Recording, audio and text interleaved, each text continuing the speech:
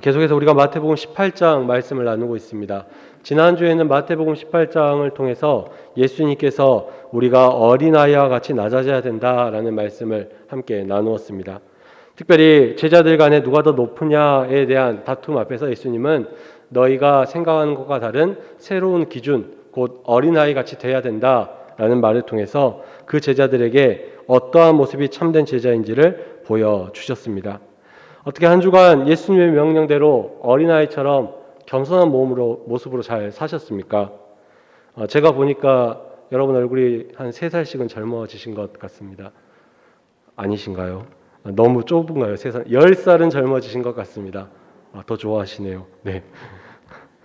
바라기는 피부만 젊어지는 거 말고요. 우리의 신앙이, 우리의 영혼이 하나님 보시기에 어린아이처럼 어려지고 겸손해지는 귀한 역사 있기를 간절히 소원합니다. 더 나아가서 이 땅 가운데 있는 어린아이 같이 연약하고 세상에서 보잘것없다라고 말하는 이들을 예수님처럼 영접할 수 있는 우리의 대림절 되기를 간절히 소원합니다. 계속해서 오늘 말씀을 나누는데요.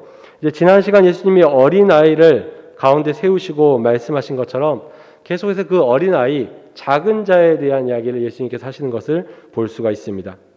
지난주에 5절까지의 말씀은 어린아이 같아져야 된다, 또 어린아이 같은 사람을 영접해야 된다라고 말씀하셨다면 오늘 본문에서는 어린아이 같은 사람에게 잘못된 행동을 하는 것이 얼마나 위험한지를 우리에게 말씀해주고 있습니다. 그래서 6절 말씀에 예수님께서 이렇게 말씀하고 있습니다. 우리가 성경을 보고 함께 읽도록 하겠습니다. 6절 말씀입니다. 함께 읽겠습니다. 시작.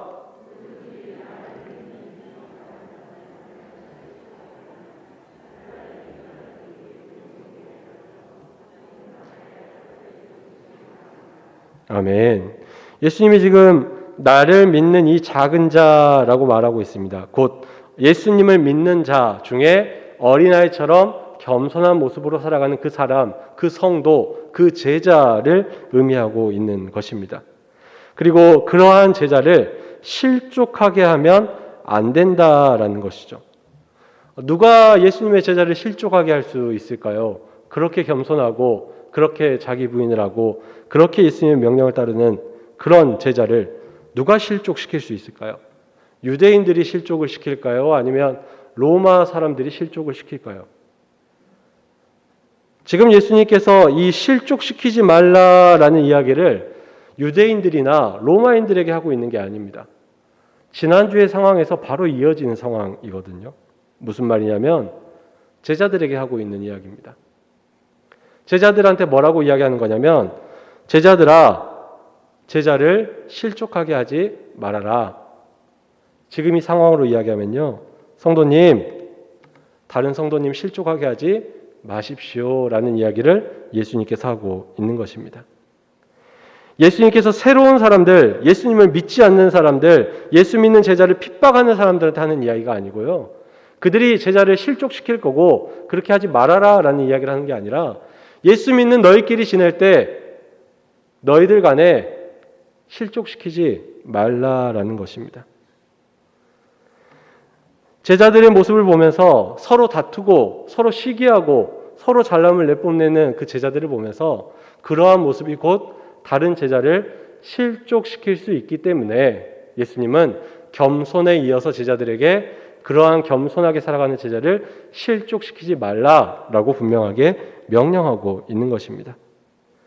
특히 이런 일은 작은 자, 즉 겸손한 제자에게 실족당할 만한 일이 많아질 수밖에 없는 것 같습니다. 왜냐하면 우리가 같이 교회 생활하고 있지만 우리가 교회 다니면서도 훌륭한 사람, 능력 있는 사람, 위대한 사람, 탁월한 사람, 유명한 사람 좋아하지 않으십니까? 그런 사람이 되기를 우리가 소망할 때가 있습니다. 그런데 반대로 유명하지 않고 훌륭하지 않고 탁월하지 않고 부족하고 연약하고 힘든 사람, 많은 관심을 가지고 계십니까? 그렇지 않을 때가 있다라는 거죠. 관심을 보이지 않는 것까지도 괜찮은데요, 때로는 그런 작은 자들을 무시하는 태도를 보일 때도 있고요, 돌보지 않을 때도 있고요, 비방하거나 유혹하거나 용서하지 않는 모습으로 그들을 대할 때가 우리에게 있다라는 거죠. 제자 공동체 안에서 제자들이 그렇게 할 수 있다라는 겁니다. 그래서 이러한 일을 당한 그 작은 자, 그 겸손한 작은 제자가 시험에 들 수도 있고요. 때로는 걸려 넘어질 수도 있고 때로는 그 신앙을 잃어버릴 수도 있다라는 거죠. 물론 교회 안에서 크고 훌륭하고 잘나고 뛰어난 분들이 많이 계시는데 작은 사람 한 명 넘어지는 게 무슨 상관이 있겠습니까? 그쵸? 네. 근데 예수님은 그게 큰 죄다라고 오늘 말씀하고 있는 것입니다. 작은 자 하나가 넘어지는 것이, 작은 자 하나가 실족하는 것이, 그걸 그렇게 만든 그 사람이 큰 죄가 있다라고 말씀하고 있는 거죠. 그 죄의 크기가 얼마나 크냐면요, 연자맷돌을 메고 당장 바닷가에 빠져 죽는 게 낫다라는 겁니다. 그만큼 큰 죄다라는 거죠. 연자맷돌이 뭔지는 저보다는 여러분이 더 잘 아실 거라고 생각합니다.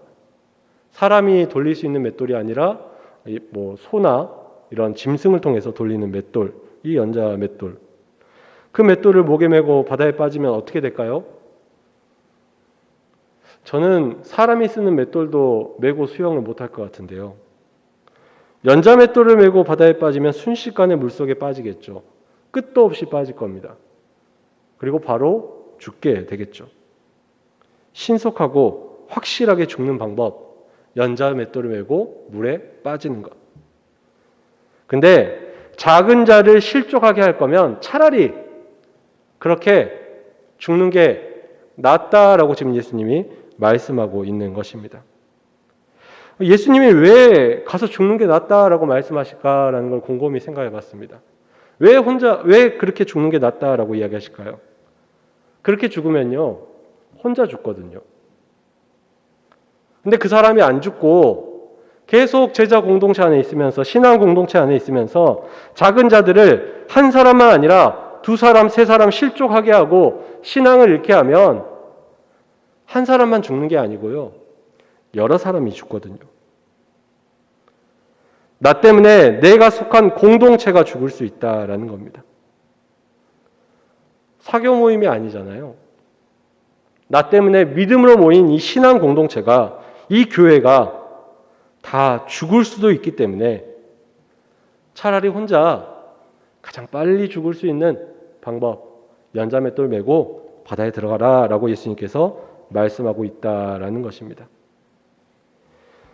물론 이 실족, 그러니까 시험에 드는 것, 넘어지는 문제에 대해서 예수님은 누구나 넘어질 수 있다라는 것을 분명하게 인정하며 말씀해주고 있습니다. 7절 말씀 우리가 함께 읽어보도록 하겠습니다. 함께 읽겠습니다. 시작.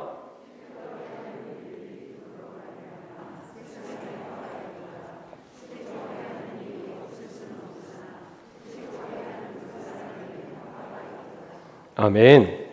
오늘 말씀에 보면 세상에 화가 있는데요. 세상에 화가 있는 이유가 무엇이냐? 실족하게 하는 일들이 세상에 많기 때문입니다. 그래서 예수님이 뭐라고 말씀하시느냐? 세상에서 살아가야 되는 제자들은 결국 실족하는 일이 없을 수 없다라고 예수님이 직접 이야기하고 있습니다. 7절 말씀에 그렇게 나오고 있어요. 실족하게 하는 일이 없을 수는 없으니라고 이야기합니다. 그러니까 누구나 제자라고 할지라도 세상을 살아가면서 실족할 수밖에 없는 존재가 우리들이라는 거죠. 그런데 문제는 실족을 세상에서 하는 건 괜찮은데 세상에서 유혹과 시험에 넘어져서 실족하는 건 그래도 예수님께서 인정하시는데 교회 안에서 믿는 사람 때문에 실족하는 건 안 된다라는 겁니다. 세상이 성도를 실족하게 해서 세상이 화가 있는 것처럼 교회 안에서 제자가 제자를 실족하게 하면, 성도가 성도를 실족하게 하면 그 사람에게 분명히 화가 있다라는 것이죠. 이러한 문제가 교회 안에서 없길 바라지만 교회 안에서 일어나는 일 중에 하나인 것 같습니다. 하지만 예수님은 오늘 우리에게 분명히 말씀합니다.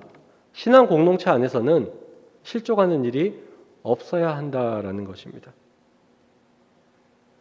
신앙 공동체라는 곳은 서로를 실족시키는 공동체가 아니라 저 세상에서 어쩔 수 없이 실족할 수밖에 없어서 실족해서 넘어지고 다치고 아프고 힘들고 괴로운 그 제자가 교회에 왔을 때, 이 공동체 안에 왔을 때 다른 제자들이 위로해주고요, 격려해주고요, 배려해주고요, 그 작은 자와 같은 그 제자를 살려줄 수 있는 공동체가 되어야 한다라는 것입니다. 그게 예수님이 원하는 제자 공동체, 교회의 모습이죠. 그런데 그런 걸 원하시는 예수님 앞에서 어떤 제자가 다른 제자를 실족하게 한다, 어떤 제자가 다른 작은 자와 같은 제자를 넘어지게 한다면 그곳은 교회가 아닌 것입니다. 건물만 교회지 세상과 다를 바 없는 곳이다라는 거죠. 예수님이 지금 경고하는 것이 바로 이것입니다. 우리가 세상에서 살아가면서 실족할 수 있습니다. 넘어질 수 있습니다. 하지만 교회에서는 그럴 수 없다라는 것입니다. 제자를 실족시키는 세상에 예수님께서 화를 약속하고 있듯이 교회 안에서 실족시키는 그 제자에게 화를 말씀하고 있는 것입니다. 예수님의 말씀을 통해서 우리는 제 모습을, 또 여러분 자신의 모습을 다시 한 번 더 살피기를 바랍니다. 나는 지금 이 교회 안에서 실족시키고 있는 자는 아닌가? 나 때문에 다른 성도, 특별히 교회 안에서 나보다 직분이 낮고, 나보다 신앙 경력이 낮고, 나보다 봉사를 많이 못했고, 이제 막 신앙생활에서 믿음이 연약한 그 사람들이 실족하고 있지는 않은가? 나 때문에 다른 성도가 죄를 짓게 되고, 나 때문에 다른 성도가 신앙을 떠나고자 고민하는 상황 가운데 혹시나 있지는 않은가?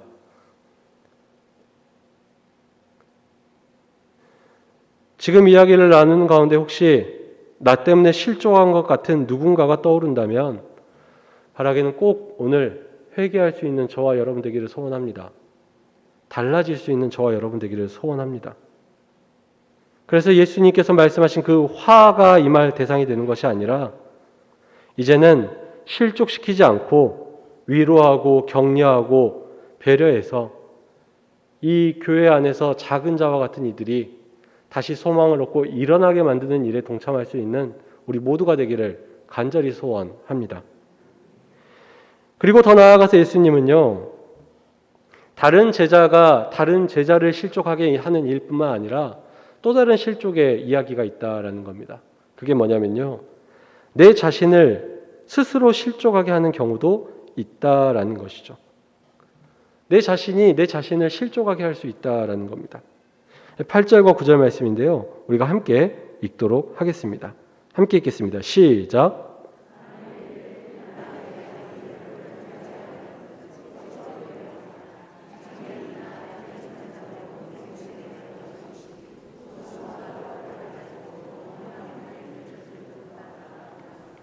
만일 내 눈이 너를 범죄하게 하거든 빼어 내버리라.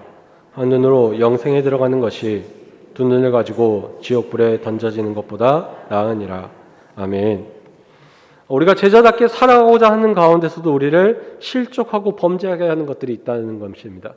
오늘 말씀해 보면 뭐냐면요, 그게 우리로 하여금 범죄를 행하게 하는 우리의 손이 있고요, 범죄를 향해 나아가게 하는 발이 있고요, 유혹당하며 범죄할 것을 바라보게 만드는 눈이 있다라는 거죠. 우리는 우리의 손과 발과 눈을 비롯해서 우리 육체의 어떠한 것을 통해서든 언제든 실족할 만한, 범죄할 만한 그런 존재다라는 것을 예수님이 경고하고 있는 것입니다. 그리고 이런 스스로 범죄할 수 있게 만드는 것들에 대해서 예수님은 단호하고도 확실하게 대처하라라고 말씀하고 있습니다.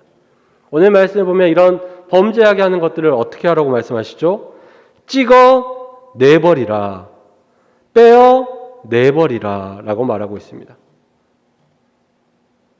종종 영화나 드라마에서 보는 장면 있으시죠? 이렇게 무서운 조직에 들어갔다가 나오려고 하면 어떻게 하죠? 이렇게 손가락을 이렇게 하는 장면 있지 않습니까?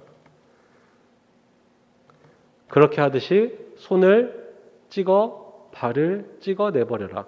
눈을 빼어 내버려라 라고 말하고 있습니다. 참 잔인하고 끔찍한 모습인 것 같은데요. 여러분 스스로 자신의 신체를 그렇게 찍어 내버리고 빼어 내버릴 수 있으십니까?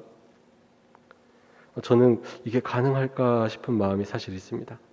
그리고 정말 예수님이 그런 의미로 진짜 신체를 훼손시켜라 라는 의미로 이 말씀을 하셨을까 라는 걸 생각해 봤을 때 다시 한 번 더 고민을 좀 하게 됐습니다. 제가 여러분께 한번 물어보겠습니다. 신체를 훼손하면 범죄하지 않습니까? 여러분이 손으로 도둑질을 했습니다. 그 손을 자르면 여러분은 평생 도둑질 안 하고 살 자신 있으십니까? 내 발이 항상 죄가 가득한 곳만 다녔던 사람이에요. 근데 내 발을 묶어버린다고 해서, 내 발을 잘라낸다고 해서 우리가 범죄하는 곳에 가지 않을까요? 내 눈이 범죄를 바라보는 눈이었다 할지라도 그것을 빼어내어 버린다고 내 머릿속에서 범죄를 향한 마음이 사라집니까? 물론 오늘 예수님이 진짜 그 손과 발을 또 눈을 빼버리고 찍어버리라는 의미로 말씀하셨을 수도 있지만 실제로 더 확실한 의미는요. 그런 내 손이 잘리는 심정으로, 내 발이 잘리는 심정으로, 내 눈을 뽑는 심정으로 단호하고 확실하게 결단하라라는 것입니다. 어디까지 하냐면요. 그냥 손이 멈추는 게 아니라, 발이 멈추는 게 아니라, 눈이 보지 않는 게 아니라 우리의 마음속까지 완전히 죄를 제거해 버리라라는 예수님의 명령인 것입니다. 우리 마음속으로부터 그 죄를 찍어내 버리라라는 거죠. 우리 마음속으로부터 결단하고 죄를 뽑아내 버리라라는 것입니다. 죄를 찍어내 버리고 죄를 뽑아내 버리는 걸 다른 말로 하면요. 이렇게 말할 수 있습니다. 네 글자로 자기 부인. 나를 완전히 부인해 버리라라는 거죠. 이제 내 손도 내 것이 아니고 내 발도 내 것이 아니고 내 눈도 내 것이 아니고 내 마음마저도 내 것이 아니라고 스스로 결단하며 하나님께 다 내어놓으라. 그런 자기 부인을 하라라는 예수님의 명령인 것입니다. 자기 부인을 통해서 신체가 온전할지라도 정말 모든 것이 하나님의 영광을 위해 쓰임받는 그런 사람이 되기를 우리에게 바라고 있다라는 거죠. 바라기는 우리에게도 이런 자기 부인이 있게 되기를 소원합니다. 우리가 우리 손과 발과 눈이 여전히 범죄를 향해 나아가는 아주 연약한 죄인이라는 것을 우리 스스로 고백할 수 있기를 바랍니다. 그리고 그런 내 자신을 하나님 앞에서 부인할 수 있기를 바랍니다. 그런 내가 희망 없는 자라는 것을, 그런 내가 죄인이라는 것을, 그런 내가 연약한 존재라는 것을 스스로 인정하며 내 잘남과 내 의를 다 내려놓으시고 하나님께 순종할 수 있는 저와 여러분 되기를 간절히 소원합니다. 그래서 바라기는 우리 마음속으로부터 죄의 티끌까지 뽑혀나가서 잘려나가서 이제는 진짜 우리의 삶이 우리 마음에서부터 진정한 자기 부인이 있는 예배 드릴 수 있는 우리가 되기를 간절히 소원합니다. 우리가 그렇게 할 때 먼저는 내 스스로도 넘어지지 않지만 더 나아가서 다른 사람을 넘어지지 않게 하게 될 줄로 믿습니다. 바라기는 그러한 시작이 오늘을 통해 일어날 수 있기를 간절히 소원합니다. 친한 친구가 했던 이야기가 오늘 말씀을 준비하면서 떠올랐습니다. 제 친구가 무슨 이야기를 했냐면요. 진짜 친구가 어떤 사람인지 아냐라고 물어보더라고요. 여러분 진짜 친구가 어떤 사람입니까? 친구가 미끄러져서 넘어지려고 하면 진짜 친구는 어떻게 해줘야 되죠? 제 친구가 뭐라 그랬냐면요.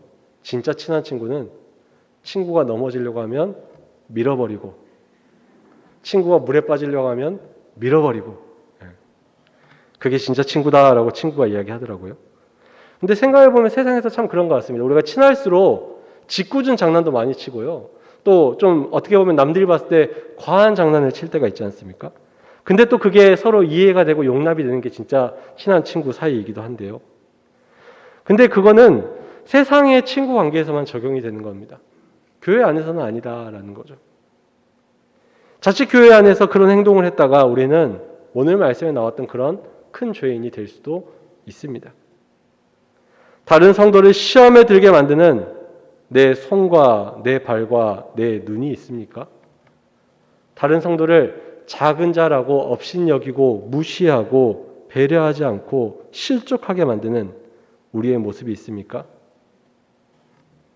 그런 우리의 모습이 있다면 예수님께서 지금 말씀하고 있습니다.